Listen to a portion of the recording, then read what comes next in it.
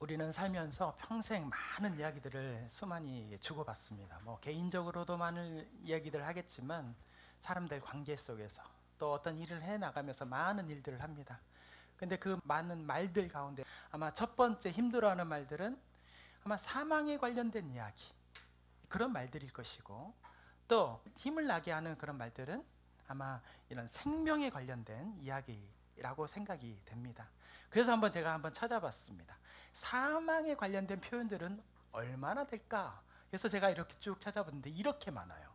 어둡다, 사라진다, 없어진다, 멈춰있다, 갇혀있다, 묶여있다, 무기력하다, 희망이 없다, 변명하다, 원망하다, 남을 탓하다, 두려워하다, 숨다, 고립되다, 굳어지다, 낡아지다, 썩어가다, 무감각하다, 포기하다, 절망하다, 후회만 하다, 또 과거에 묶여있다, 변화되지 않는다, 움직이지 않는다, 듣지 않는다, 감사가 사라진다, 사랑이 식어진다. 여러분들에게 해당되는 어떤 말은 뭐예요? 저는 이 많은 이야기들 중에 제 마음속에 이 딱 와닿는 표현이 뭐 많은 것들이 사실 저에게 솔직히 해당이 되더라고요. 나도 이게 있었지, 저게 있었지. 네, 저만 그렇지는 않잖아요. 여러분들도 다 저게 해당되는 말들이 너무너무 많잖아요. 그런데 제가 거기 가운데서 사라지고 멈춘다라는 그런 표현이 제 마음속에 깊이 와닿더라고요.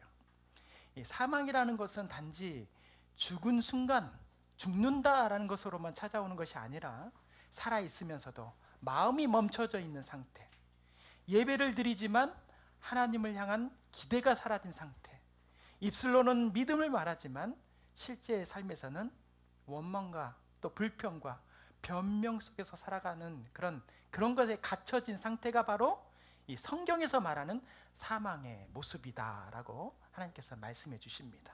자, 그러면 이런 게 사망인데, 그러면 생명, 나를 힘나게 하고 소망이 있게 하고 즐겁게 하는 표현은 또 무엇일까? 제가 한번 또 찾아봤습니다. 밝고 빛납니다. 살아납니다. 회복됩니다. 일어납니다. 움직입니다. 성장합니다. 변화됩니다. 자유롭습니다. 소망이 있습니다. 감사합니다. 사랑합니다. 용서합니다. 믿습니다. 순종합니다. 새로워집니다. 열매 맺습니다. 연결됩니다. 기뻐합니다. 찬양합니다. 나아갑니다. 기대합니다. 도전합니다. 꿈꿉니다. 듣습니다. 반응합니다. 살아 움직입니다. 여러분들에게 해당되는 말은 또 어떤 거예요? 저에게 다 있는 것 같은데요. 아이고 너무 할렐루야죠. 그런데 보니까 몇 개는 있고 몇 개는 없네요. 이런 마음들이 있으면은 무엇이 부족한지를 한번 찾아봐야 되는 거예요. 내 마음속에. 저는 이 말씀을 이렇게 보면서 나에게 힘이 나고 나를 새롭게 하는 그런 표현들은 나에게 뭐가 있을까? 빛나고 살아 움직입니다. 이런 말이 제 눈에 확 들어오더라고요. 이런 모든 마음들이 여러분 가운데 깊이 새겨지기를 소망합니다. 이게 마음이 탁 와닿는데 어떤 표현들 가운데서는 마음이 잘 와닿지가 않아요. 그러면 우리가 생명으로 나아가지 못하고 있는 거예요. 살아 움직이는 것, 이런 건 뭐예요? 하나님을 향하여서, 또 내 형제와 이웃을 향하여서, 또 사랑을 향하여서 움직여야 되는 거죠. 움직여야만이 그런 것들이 생명이 다시 한번 새롭게 되는 것입니다. 움직이지 않으면 아무것도 알 수가 없는 거예요.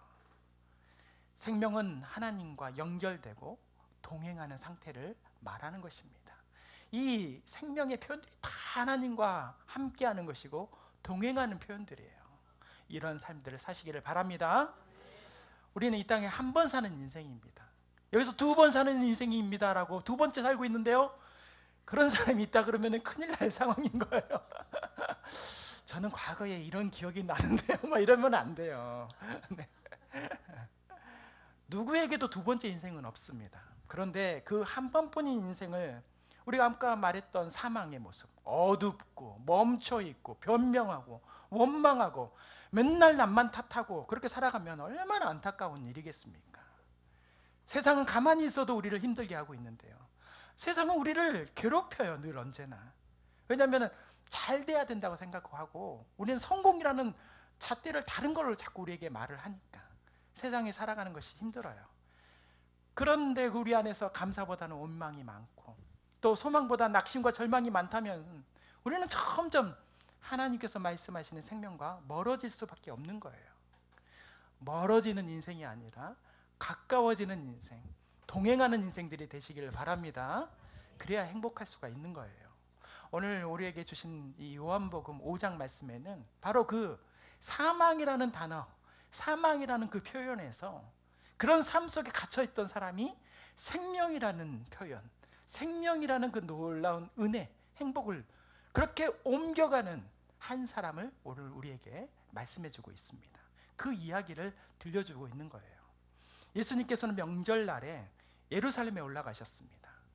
왜 올라가셨을까? 아마 그 사람을 만나기 위해 올라가신 거예요. 바로 우리를 만나기 위해 예루살렘에 올라오신 줄 믿습니다. 우리를 만나기 위해 이 자리에 계시는 거예요. 예수님께서 어떤 바쁜 일이 있으셨나 보다, 중요한 일이 있으셨나 보다. 아니에요. 바로 이 사람을 만나기 위해서 예수님께서 그 날에 찾아오신 것입니다. 오늘 우리에게도 찾아오시고 계십니다.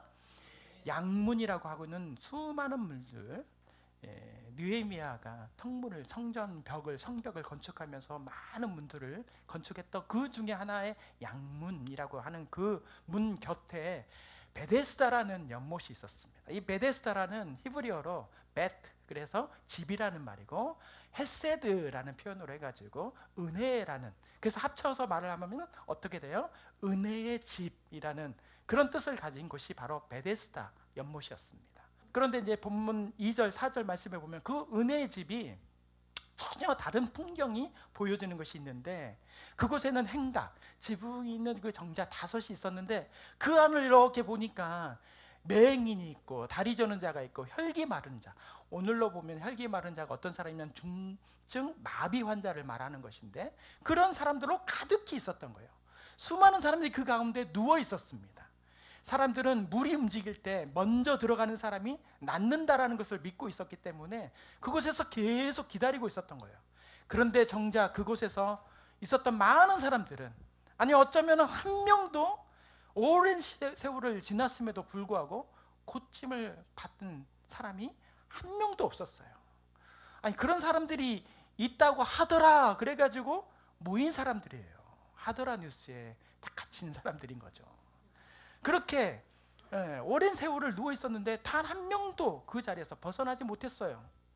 이름은 은혜의 집이었지만 실제로는 자리 다툼이 있었고, 먼저 들어가려고 하는 사람으로 가득했고, 기다리다 지친 사람이, 그래서 그 가운데는 경쟁과 소란과 소외와 원망과 좌절이 가득한 곳이 바로 베데스다였습니다. 이름은 은혜였지만 전혀 은혜를 누리지는 못하는 곳이 바로 베데스다, 그리고 그곳에 있는 사람들이었습니다. 어쩌면 베데스다 못가라는 것은 멀고 먼 그런 이스라엘, 그 몇천 년 전에 있었던 그런 장소만 아닐 거라고 저는 생각이 됩니다. 어쩌면 이 베데스다라는 곳은 우리의 삶, 또 우리가 모여 있는 이곳이 바로 그렇게 베데스다와 닮아 있을 수 있겠다라는 생각을 해보게 되었습니다. 왜냐하면 우리가 모여 있는 이 교회라는 이름, 은혜라는 이름, 사랑이라는 이름으로 함께 모여 있지만 이곳에서 생명과 은혜를 나누지 못하고 있기 때문입니다. 우리 가운데 이렇게 은혜를 나눠야 되는데, 우리가 이 교회라는 곳에서 요즘 우리 교회 말고 다른 교회 보면은 많은 곳에서 싸우고 많은 곳에서 분열되고 서로가 괴롭히는 가운데에서 그렇게 은혜가 아닌 곳에서 살고 있는, 베데스다처럼 살고 있는 사람들이 많다라는 것입니다. 신앙생활을 오랫동안 해왔지만 몸과 마음은 여전히 누워있고, 예배 자리에 앉아 있었지만 말씀에는 거룩하게, 때로는 뜨겁게 일어나지 못했는, 말씀이 늘 전해지고 있는데 일어나지 못하는 거예요. 전혀 제 마음속에서 일어날 생각이 없고 늘 누워있는 그런 상태, 이게 바로 베데스다예요. 베데스다. 우리는 여기 모여있고 또 그 은혜를 입으로는 말하지만 실제로는 어떤 사람 때문에, 어떤 환경 때문에 상처받고 원망하고, 또 지나간 과거 때문에 멈춰있는 삶들, 그렇게 살아있는 사람들이 많습니다. 목사님 저도 그래요. 머리 생각하다 보면 자꾸 지난 일들이 생각이 나요. 그것 때문에 화가 나요. 막 샤워하다가도 어떡하지? 뭐 하면서 내가 왜 그때 그런 말을 못했을까? 그 말을 꼭 해줬었어야 되는데 안타깝다. 다음번에는 꼭 그 말을 해줘야 되겠다. 그런 원망의 마음, 베데스다가 내 마음속에 있을 때가 있어요. 내 마음에, 우리 마음에 병자처럼, 맹인처럼, 그곳에 있는 중증 마비 환자처럼 이 사망의 말들로만 가득해 있다면 여러분들이 있는, 내가 있는 그 자리가 바로 베데스다예요. 가정이 그럴 수가 있고, 직장이 그럴 수가 있고, 어쩌면 이 교회가 아무리 반짝반짝 빛나는 별빛 교회라 하더라도 이 별빛 교회가 베데스다일 수가 있습니다. 우리는 그 말씀 가운데 깊이 우리가 있는 곳이 어떤 곳인가를 생각해 봐야 될 줄 믿습니다. 오늘 38년 된 병자가 오늘 말씀에 나옵니다. 이 사람이 어떤 병인지는 정확히 나오진 않아요.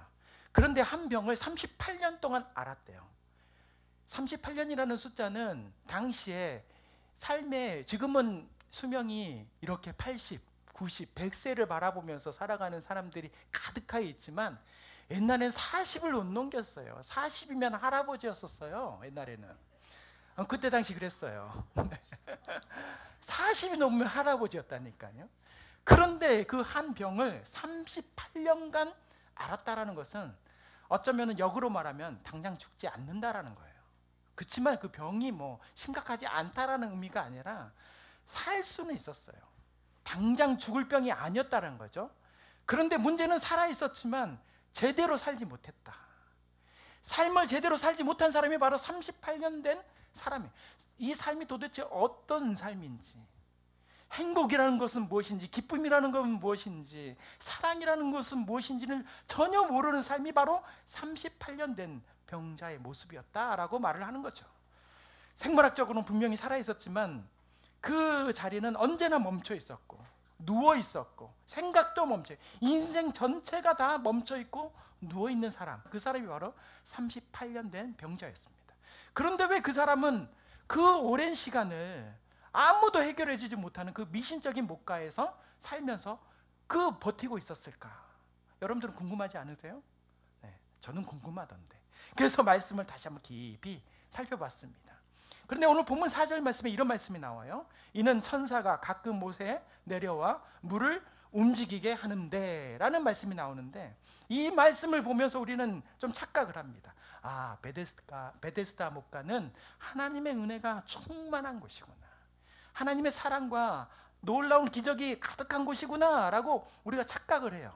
그런데 이 말씀 말고 고린도후서 11장 14절의 말씀에 보면은 이것은 이상한 일이 아니니라 사탄도 자기를 광명의 천사로 가장하나니 라는 이 말씀이 나오는데, 이 말씀처럼 이 사람은 가짜 천사, 가짜 은혜, 거짓 은혜를 사모하면서 베데스다 목가에 있었던 거예요.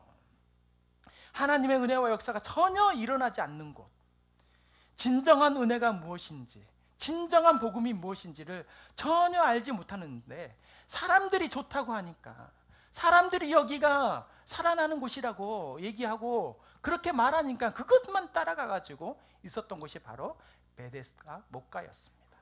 그렇게 한 해도 아니고 어쩌면 이 인생 전체 38년 동안을 아마 지냈을지도 모르겠습니다. 그런 병자에게 예수님께서 찾아가셨습니다.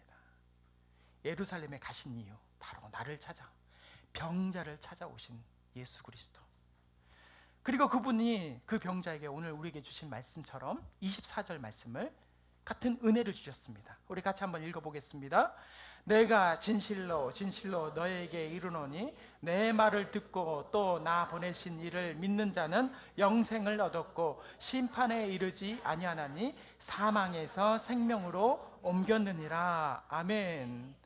오늘 우리에게도 이 38년 된 병자처럼 그 병자가 받은 은혜, 사망에서 생명으로 옮겨졌느니라 라는 이 말씀의 은혜가 선포되어지기를 소망합니다.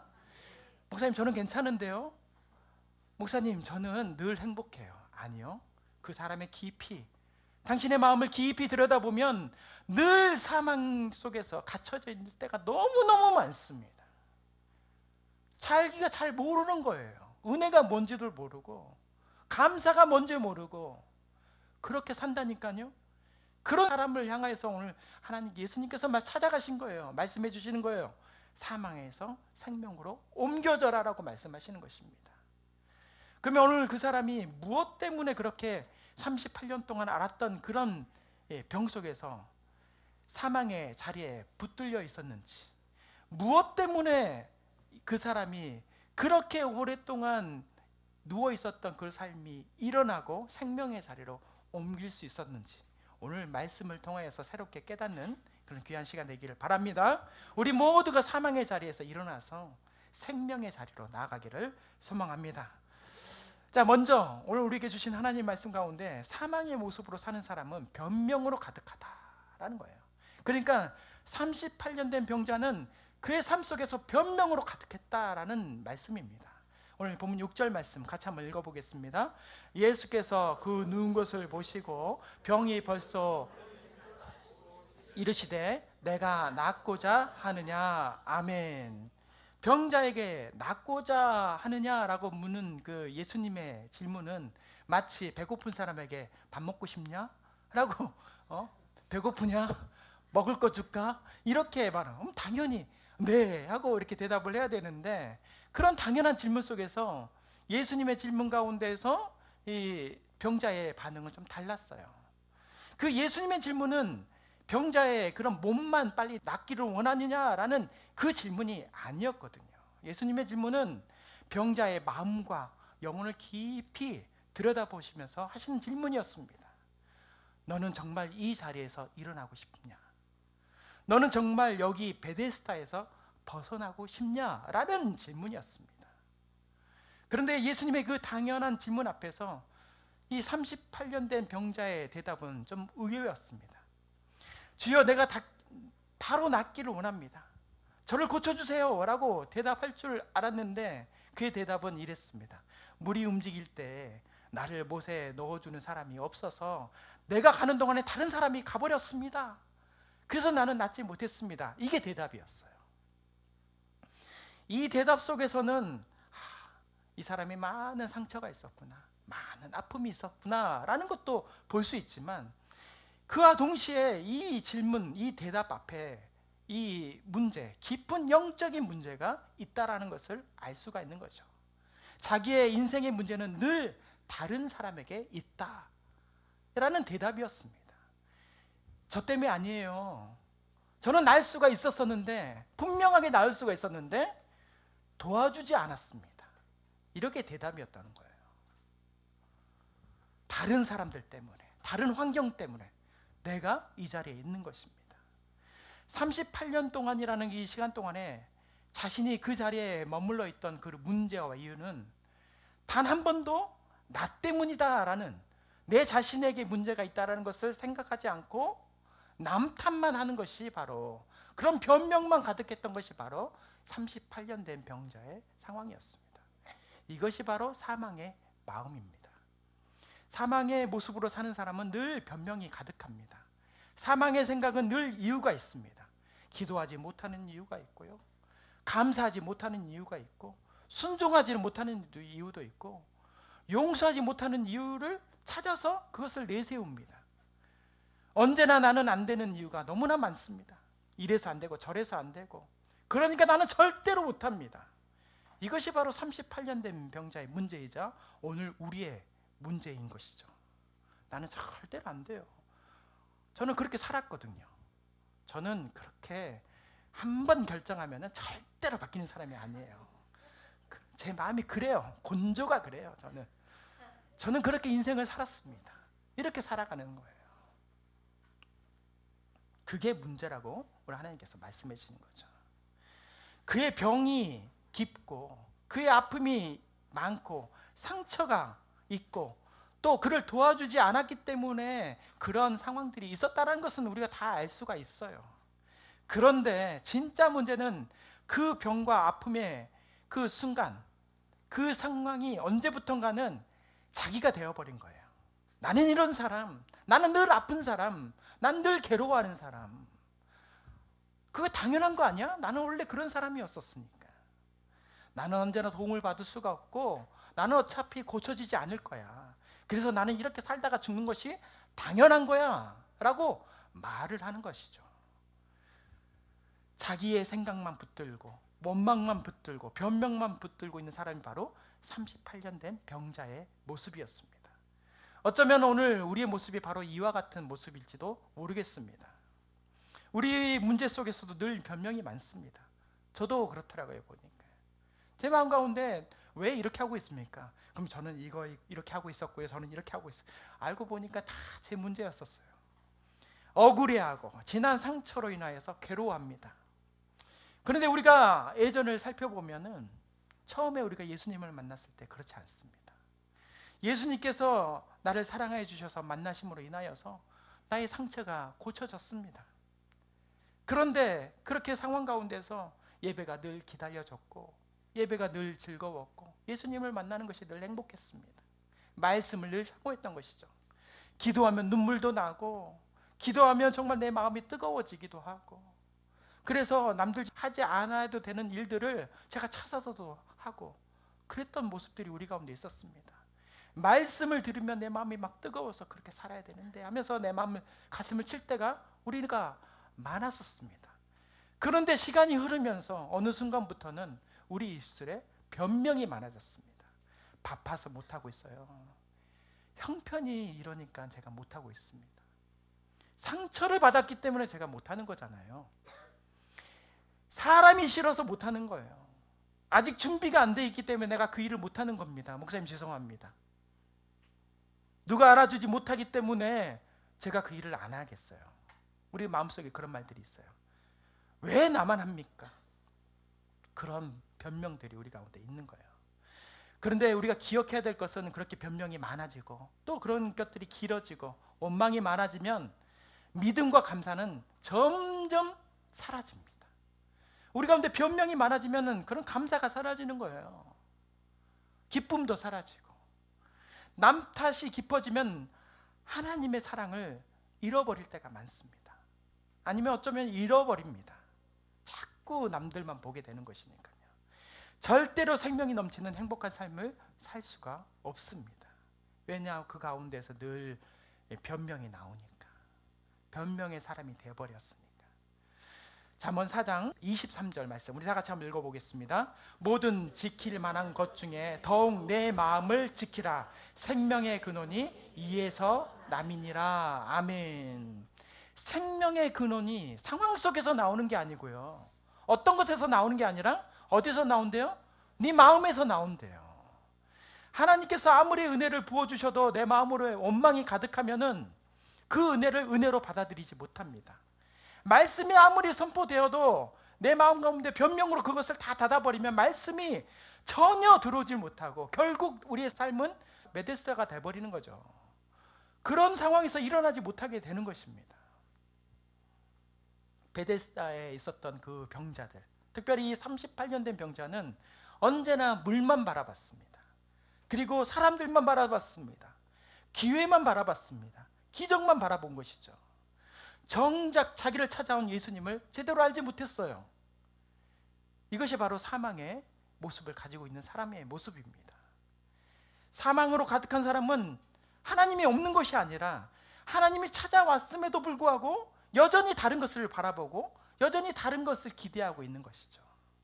예수님이 말씀하셨는데도 예수님의 말씀을 온전히 듣지 못하고 옛날의 상처, 과거의 기억, 그것만 바라보고 예수님의 눈앞에 있음에도 불구하고 나를 도와줄 사람이 없습니다 라고 얘기하고 나는 안 됩니다 라고 얘기하는 것이 바로 우리의 모습입니다. 이게 38년 된 병자의 모습이라는 것이죠. 그러나 예수님께서는 그 38년 된 병자의 모습을 잘 알고 있었습니다. 그의 눈물도 아셨고 아픔도 아셨고 괴로움도 아셨고 슬픔도 아셨고 그의 외로움도 잘 알고 있었습니다. 그리고 예수님은 그를 불쌍히 여겨주셨어요. 일부러 찾아가셔서 그를 만나주신 것입니다. 그리고 그 불쌍히 여긴 마음을 그것 가운데서 끝내지 않으시고 그 변명 속에서 일으켜 주셨고 사망에서 일으켜 주셨습니다. 오늘 그 말씀이 우리 가운데 동일하게 있기를 소망합니다.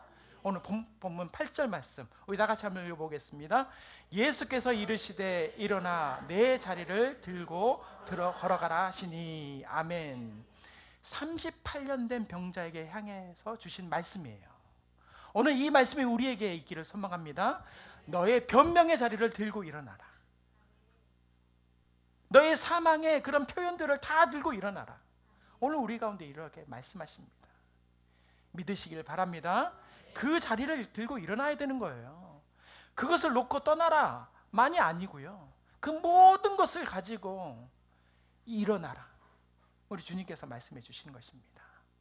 자, 두 번째로 이 38년 된 병자의 가장 큰 문제는, 또 특별히 우리에게 가장 큰 문제는 내려놓지 못하는 자존심이다라는 거예요. 우리가 베데스다 목가에 있을 수밖에 없었던 것은 이 내려놓지 못하는 자존심이 있기 때문인 것이죠. 38년 된 병자의 이야기를 자세히 살펴보면 그 병자의 모습은, 그 문제는 병만이 아니었어요. 가장 자기를 오래 붙들고 또 자기를 괴롭혔던 것은 병만이 아니고 자존심인 거죠. 이 자존심이라는 것은 자기를 남들보다 높이고 또 나를 무시하는 것들 가운데에서 교만으로 눌러버리고, 나는 이런 사람인데 당신이 어떻게 나한테 이럴 수가 있어 하면서 이 교만한 마음들, 자존감이 강한 사람들, 겸손하지 못한 것들, 그러한 상황들이 바로 이 사람의 가장 큰 문제였다는 것이죠. 성경에서 말하는 이 자존심이라는 것은 이 병적인 부분만이 아니고 하나님께서 말씀하시는 것은 좀 다른 거예요.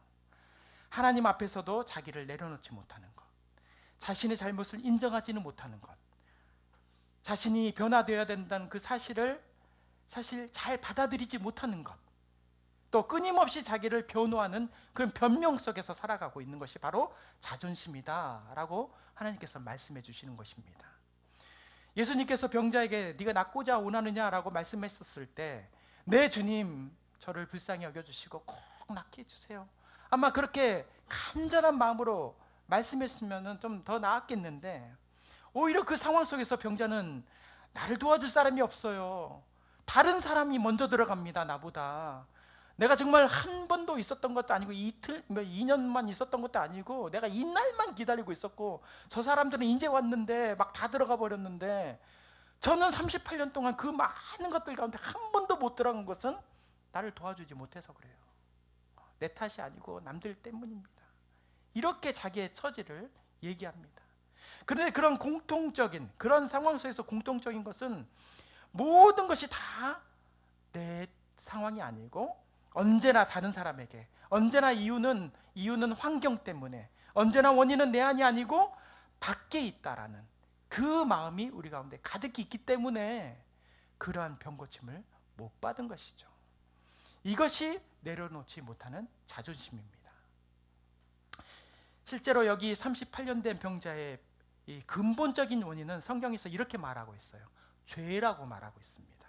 오늘 본문 밑에 보면은 14절 말씀이, 이런 말씀이 나와요. 우리 같이 한번 읽어볼게요. 그 후에 예수께서 성전에서 그 사람을 만나 이르시되 보라, 내가 나았으니 더 심한 것이 생기지 않게 다시는 죄를 범하지 말라 하시니. 아멘. 이렇게 말씀이 나와요. 예수님께서는 병 고침을 받은 이 병자를 다시 만나게 됩니다. 다시 만나서 예수님께서 말씀하시는 거예요. 다시는 죄를 범하지 말라. 이건 뭐예요? 이 38년 대 병자의 그 모습은 죄인이고 그 죄 때문에 어쩌면 그 고통을 계속 받았다라는 사실인 거예요. 물론 그 죄가 전부는 아닐 수 있겠지만 그 죄가 원인일 수도 있는 것이고, 그 죄가 그 병을 계속 길게 만들어 버릴 수도 있고, 또 나았지만 또 다시 병자가 될 수 있는 그런 원인의 제공이 바로 죄 때문에 있다는 거예요. 모든 병의 원인과 이유와 결과를 이런 죄로 생각하는 것이 아니라 다 남 탓으로만 생각했던, 어쩌면 이런 겸손하지 못한 교만한 죄, 이런 것이 병자에게 있었다는 것입니다. 자기는 늘 정확하고 나는 맞고 남들은 틀리다고 하는 그런 자존심, 늘 사망에서 생명으로 가는 그 길을, 그런 발걸음을 잡는 것이 바로 이런 자기만의 교만, 자존심인 거죠. 내려놓지 못하는 자존심이라는 거죠. 사망에서 생명으로 옮겨갈 수 있는데 그것을 못 가게 하는 것입니다. 누가복음 18장에 보면은 이 바리새인과 세리의 기도가 나옵니다. 이 바리새인은 이렇게 하나님 앞에서 이렇게 기도하는 거예요. 늘 자기가 맞다는 자존심을 내세우면서 나는 다른 사람들과 같지 아니하니 이 세리와도 같지 아니함을 감사나이다. 자기는 늘 하나님 앞에 헌금도 잘하고 예배도 잘 드리고 말씀도 하고 그 613가지의 율법을 내가 하나도 빼놓지도 않고 매일매일 쳐다보면서 이걸 다 지켰습니다. 나는 이런 사람입니다 하면서 나는 이렇게 살 수 있어서 너무 감사합니다 하나님. 이게 바로 바리새인의 기도예요. 그런데 예수님께서 말씀하시는 오늘 우리에게 주시는 하나님의 말씀, 어떤 기도의 삶을 살아야 되냐라고 말하는 그런 말씀은 좀 다릅니다. 누가복음 18장 13절 말씀 우리 같이 한번 읽어보겠습니다. 세리는 멀리 서서 감히 눈을 들어 하늘을 쳐다보지도 못하고 다만 가슴을 치며 이르되 하나님이여 불쌍히 여기소서 나는 죄인이로소이다 하였느니라. 아멘. 세리는 이렇게 기도했습니다. 세리는 자기가 하나님 앞에서 죄인임을 잘 알고 있었습니다. 그래서 세리는 하나님 앞에서 또 사람들 앞에서 또 그 문제와 어려움 앞에서 늘 겸손할 수가 있었던 것이죠. 그래서 그것을 쳐다보지도 못하고 하나님을 바라보지도 못하고 겸손하게 주님 내가 늘 죄인입니다. 늘 죄인이니까 내 마음을 늘 붙잡고 하나님 앞에 나아가겠습니다. 하나님 말씀하신 대로 살겠습니다. 이게 바로 세리의 모습이었던 거죠. 우리의 모습, 우리의 기도가 바로 이 세리의 모습이 되어야 될 줄 믿습니다. 생명은 그런 교만한 자존심에서 생겨나고 또 시작되는 것이 아니에요. 하나님 앞에 무릎 꿇는 자세에서 시작이 됩니다. 생명은 하나님과 이웃을 앞에서 교만할 때 나타난 것이 아니에요. 날마다 겸손할 때 새롭게 살아나는 것입니다. 다윗도 마찬가지입니다. 다윗은 왕이었어요. 아무거나 다 할 수 있었습니다. 왕은 그런 특권이 있었어요. 무엇이든지 다 잘할 수 있었어요. 그런데 자기의 부하 우리아의 아내 밧세바를 범하였을 때 얼마든지 변명하고 얼마든지 해결할 수 있었어요. 그런데 나단 선지자가 책망을 하나님 말씀으로 책망했었을 때 사무엘하 12장 13절 말씀에서 내가 여호와께 범죄하였습니다. 그렇게 하나님 앞에 무릎을 꿇었습니다. 왕이 하나님 앞에 무릎을 꿇은 것이죠. 모든 것을 다 할 수 있던 왕은 그런 모습을 가질 수 있었던 것입니다. 다윗이 그렇습니다. 그리고 다윗은 이 시편 51편 차밋이라는 곳에서 17절 말씀에 이렇게 말씀합니다. 하나님께서 구하시는 제사는, 하나님께서 바라는 것은, 하나님께서 원하는 우리의 삶은 상한 심령이라. 하나님 앞에서 깨어지는 심령, 하나님 앞에서 겸손한 심령, 이게 바로 상한 심령이라는 것인데 하나님이여 상하고 통회하는 마음을 주께서 멸하지 아니하시리이다. 아멘. 이것을 고백하면서 주님 나는 상한 심령입니다. 날마다 주님 앞에 새롭게 나아갑니다. 주님 내 죄를 용서하여 주시고 나를 새롭게 하여 주옵소서. 더 이상 변명하지 않고 자기의 자존심을 내세우지 않고 하나님만을 바라보면서 나의 삶을 살아가겠습니다. 이게 다윗의 왕의 모습이었습니다. 하나님께서 주시는 이 사망에서 생명으로 옮겨지는 것은 자존심을 지키는 것이 아니라 자존심을 내려놓는 용기가 있을 때 일어나는 것입니다. 용기를 그렇게 사용하는 거예요. 자존심을 내세울 때 내가 이때 할 말은 해야지, 이게 용기가 아니라는 거예요. 내가 할 말을 할 때 잠깐 멈추고 또는 그런 상황들을 내려놓고 상황을 다시 한번 바라보고 하나님은 나에게 어떻게 말씀하시는가에 대한 이야기를 들을 수 있는 용기, 이게 바로 우리가 지금 용기 시리즈를 해나가는 목적인 것이죠. 세상을 변화시킬 용기라는 것이 뭐 거창한 것이 아니에요. 나를 변화시키면 세상이 변화집니다. 내가 변화되면 세상이 변해지는 거예요. 나와 함께하는 가정이 변화가 되는 거고요. 우리 교회가 변화가 됩니다. 그런데 내가 변하지 못하는 거예요. 비단 목사만이 아니고 우리 모두의 이야기입니다. 용기는 그렇게 내는 것입니다. 마지막으로 생명은 오직 예수님의 말씀으로 살아납니다. 이 말씀을 믿으시길 바랍니다. 다른 것이 없어요. 예수님의 말씀이 우리 가운데 필요한 것이죠. 오늘 본문 8절에서 9절 말씀 우리 다 같이 한번 읽겠습니다. 예수께서 이르시되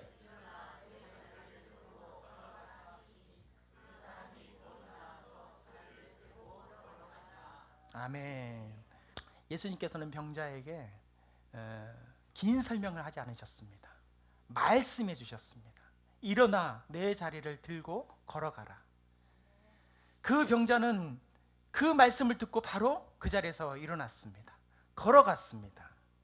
말씀 앞에서는 시끄럽고 소란했던 변명도 자존심부터 다 사라집니다. 믿으시길 바랍니다. 말씀이 있으면 그런 소란함이 사라지는 거예요. 변명이 사라집니다. 말씀이 제대로 있지 못하니까 우리가 소란한 거예요. 시끄러운 거예요. 이 원리를 하나님께서 말씀해 주시는 거예요. 예수님께서 그에게 일어나 걸어라고 말씀하시니까 병자는 뭐예요? 다시 묻지 않으시고 그냥 일어나요. 걸어갔습니다. 언제 아팠느냐 하듯이 일어난 거예요. 여기서 중요한 것은 38년간 그가 바랐던 그런 물이 그를 움직이게 한 게 아니고 말씀이 그를 움직이게 했다는 것이죠. 예수님께서 세상의 사람들이 도와준 것이 아니라 예수님의 말씀이 그를 세웠습니다. 이렇게 세웠다는 것입니다. 베데스다의 기적은 물이 아니라 뭐였어요? 하나님의 말씀이었어요. 고칠 수 없었던 것들이었는 것인데 하나님의 말씀으로 인하여 그것이 고쳐졌다는 것입니다. 성경은 아주 단순합니다. 말씀은 아주 명확해요. 하나님의 말씀. 이 말씀이 나를 살린다. 이 말씀이 우리의 문제를 해결한다. 이 말씀으로 인하여서 우리는 생명으로 살 수 있다. 이 말씀으로 인하여서 죽어가는 우리의 모습들이 생명으로 살아난다. 명확합니다. 우리 예수님께서 우리 가운데 말씀해 주시는 거예요. 본문 24절 말씀이 바로 그 말씀입니다. 같이 읽겠습니다. 내가 진실로 진실로 너에게 이르노니 내 말을 듣고 또 나 보내신 이를 믿는 자는 영생을 얻었고 심판에 이르지 아니하나니 사망에서 생명으로 옮겼느니라. 아멘. 분명하신 하나님의 말씀이 우리 가운데 있기를 소망합니다. 예수님의 말씀을 듣고 하나님을 믿는 것, 그것으로 인하여서 우리는 생명으로 옮겨지는 것입니다. 내 생각을 내려놓고 말씀의 진리를 받고 말씀에 순종할 때 이러한 역사가 일어나는 것입니다. 계속해서 25절 말씀 우리 같이 읽겠습니다. 진실로 진실로 너에게 이르노니 죽은 자들이 하나님의 아들의 음성을 들을 때가 오나니 곧 이때라. 듣는 자는 살아나리라. 아멘. 듣는 자는 살아나리라. 이게 복음인 거예요.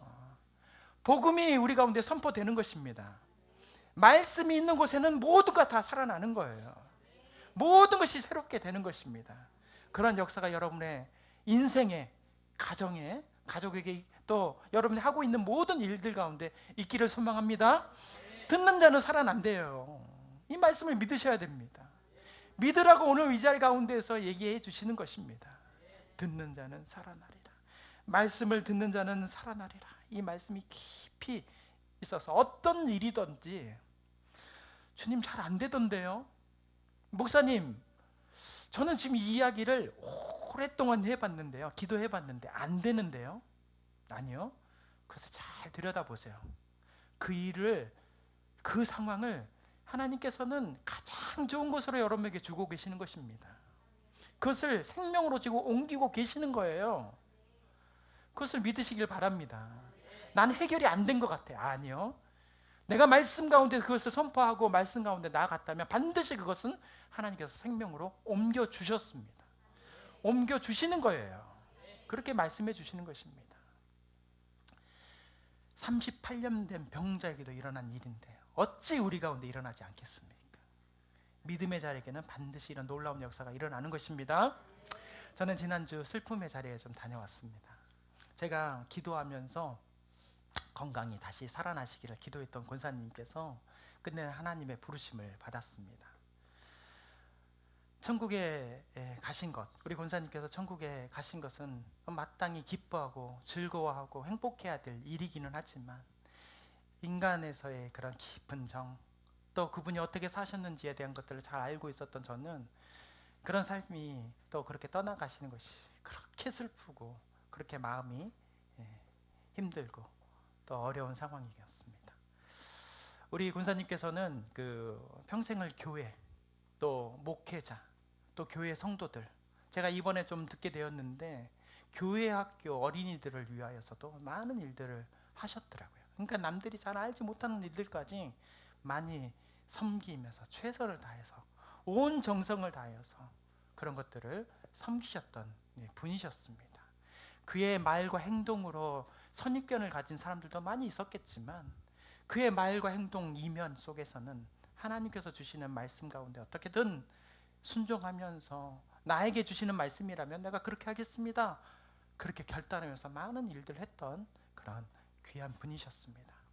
평생을 그렇게 정성을 다하여서 헌신을 다했던 분이셨는데 그런데 이번에 인생의 마지막 그 순간에 왜 그렇게 고통스럽게 가시는지, 왜 그렇게 외롭게 인생이 마무리가 되고 있는지 제가 눈으로 바라보면서 너무 안타까운 심정이 있었습니다. 그래서 제가 얼마 전 급히 그분이 다시 중환자실로 들어가게 된 것을 알고 의식이 없던 그 권사님을 찾아뵙게 되었습니다. 의식이 없는 그런 중환자실에 계신 권사님을 보니까 막 가슴이 복박쳐 오르더라고요. 그러면서 아무도 들어올 수 없는 그 중환자실에 권사님과 저가 이렇게 있는데 저에게 주어진 시간이 20분. 20분 동안 어쩌면 이게 마지막 순간일 수도 있겠다라는 생각에 내가 우리 권사님을 위해서 무엇을 해드릴 수 있을까? 막 모든 기계가 막 가득해 있고, 이게 조그마한 병실 한 방에 이 중환자실이 이렇게 있는데 주변에는 다 유리창으로 내가 무엇을 하고 있는지 다 보고 있기 때문에 내가 무엇을 만지기도 어렵고 그런 상황 속에서 내가 무엇을 할 수 있을까? 제 마음속에서 찬송을 불러드려야 되겠다. 그래서 찬송을 한 곡, 두 곡, 7곡을 불러드렸습니다. 20분 내내 제 혼자 거기 가서 막 제 무릎을 쳐가면서 같이 불렀습니다. 첫 번째, 예수님은 누구신가? 이 곡을 부르면서 계속 부르시고, 두 번째. 근데 세 번째 찬양을 부르는데 손가락이 까딱까딱 움직이는 거예요. 저는 그걸 봤어요. 까딱까딱 움직여서 그 박자를 맞추시는 것을 제가 보게 되었습니다. 그 찬송가가 492장 이런 찬송이었어요. 잠시 세상에 내가 살면서 항상 찬송 부르다가 날이 저물어 오라 하시면 영광 중에 나가리. 열린 천국 문 내가 들어가 세상 짐을 내려놓고 빛난 멸류관 받아 쓰고서 주와 함께 길이 살리. 이렇게 내가 1절, 2절, 3절 이렇게 부르는데 까딱까딱 손가락을 움직이시는 그 권사님, 그 손가락의 만남, 그 은혜의 순간이 우리 권사님과의 마지막 소통이었습니다. 지난주 제가 아무래도 아침에 옷을 이렇게 예배를 드리려고 옷을 입는데 이렇게 원래 가벼운 차림으로 입는데 제 마음속에서는 어쩌면 이게 마지막 순간이 다가오지 않는가라는 제 마음속에 있어서 제가 옷을 갈아입으면서 권사님의 그 마지막 순간 저라도 애롭게 해드리지 않겠다는 그런 마음, 가족들의 요청도 없었지만 제가 연락을 해가지고 거기에 계시는 남편분에게 연락해서 제가 아무래도 오늘 소망하는 마음으로 임종예배, 물론 다시 사셨으면 하는 마음에 제가 그런 마음을 가지고 임종예배를 좀 드렸으면 좋겠습니다 라고 제가 부탁을 드려서 제가 병실로 다시 찾아갔습니다. 저희 사모와 함께 가서 예배를 드렸습니다. 그때 우리 권사님께 제가 그 귓가에 들려드렸던 말씀이 바로 오늘 우리에게 주신 말씀, 요한복음 5장 24절 말씀이었습니다. 내가 진실로 진실로 너에게 이르노니 내 말을 듣고 또 나 보내신 이를 믿는 자는 영생을 얻었고 심판에 이르지 아니하나니 사망에서 생명으로 옮겼느니라. 아멘. 열심히 사셨고 최선을 다했고 가족과 이웃과 교회와 또 많은 사람들을 위해서 섬기셨던, 우리가 알지 못했던 많은 일들까지 섬겼던 그분이 너무나 고통스럽게, 너무나 외롭게 죽음을 맞이하고 계시는 거라고 너무 제 마음속에 답답한 마음이 있었고 괴로운 마음이 있었는데, 제가 이 말씀을 선포하면서 딱 보니까 하나님은 우리 권사님을 너무 사랑하셨더라고요. 너무 사랑하셨고 그 영혼을 지금 그렇게 사망의 고통 가운데서 생명으로 옮겨가고 계셨더라고요. 제가 그 말씀을 보면서 하나님께 감사했습니다. 이렇게 생명으로 인도하고 계시는군요. 사람의 눈에는 그렇게는 안 보이지만 하나님께서는 그런 놀라운 일들을 하셨습니다. 사랑하는 성도 여러분, 오늘 우리 모두에게도 그런 마지막 순간이 있습니다. 그렇게 우리가 마지막 순간을 맞이할 때가 있습니다. 그때 중요한 것은 우리가 많이 가졌느냐, 또는 성공했느냐, 또는 인정을 받았느냐, 뭘 잘했느냐, 이게 중요한 것이 아니에요. 우리의 마지막 순간, 그것은 네가 말씀 가운데 살았느냐, 그 말씀하면서 서로 용서하고 사랑했느냐, 그거 하나 보시는 거예요. 우리 주님께서는, 하나님께서는 그거 하나 봅니다. 그 하나를 보시고 그 사망의 죽음 속에서 생명의 영생으로 우리를 인도하고 계시는 줄 믿습니다. 그것을 바란 거예요. 세상은 죽음이라고 말하지만 예수님은 생명이라고 말씀하시는 그 말씀, 세상은 끝이라고 말하지만 예수님은 영생이라고, 이게 끝이 아니다라고 말씀하시는 그 말씀, 세상은 죽은 무덤이라고 말을 하지만 예수님은 부활하셔서 다시 살아나셨다라고 하시는 그 말씀을 우리는 믿어야 될 줄 믿습니다. 그럴 때 우리는 그런 사망에서 생명으로 옮겨가는 역사가 일어나는 것이에요. 우리의 삶 속에서도 그런 사망의 말들이 다 생명의 말들로 옮겨가는 것입니다. 무엇이 있을 때? 하나님의 말씀이 있을 때. 우리가 오늘 이 자리에서 이 별빛교회 스타라이트를 열어서 귀한 일들을 하는 이유가 뭡니까? 우리가 행복하자고 하는 것도 있겠지만 세상의 많은 사람들을 향하여서 생명의 목소리를 높이는 거 아니겠습니까? 그 일들을 함께 하셔야 되는 것이에요. 목사님 어떻게 해야 되는 거예요? 제가 커피를 막 해야 되나요? 제가 그런 말이 아니에요. 오셔서 이 자리에서 함께 기도해 주고 이 별빛교회를 통해서 하나님 놀라운 일들을 함께 해주십시오 하면서 기도로 동참해 주는 것, 예배 자리를 함께 지키면서 함께 말씀으로 나아가는 것, 세상을 향하여서 마치 우리끼리 있으니까 아무도 안 들리는 것 같아도 지나가는 사람들 다 듣고 있어요. 제가 예배 끝나고 나가면 어떤 분이 뭐라고 하는지 아세요? 목사님 그 마지막 찬송 너무 좋았습니다. 그래요. 세상 사람들은 다 듣고 있는 거예요. 그 말씀이, 그 찬양이 들려요. 여러분들의 입술 가운데, 마음 가운데 말씀과 찬양이 있을 때 생명의 역사가 일어나는 것입니다. 오늘 말씀 듣는 자는 살아나리라. 그 말씀의 역사가 여러분들의 가정 가운데, 우리 교회 가운데, 세상 가운데 있기를 간절히 소망합니다. 기도하겠습니다.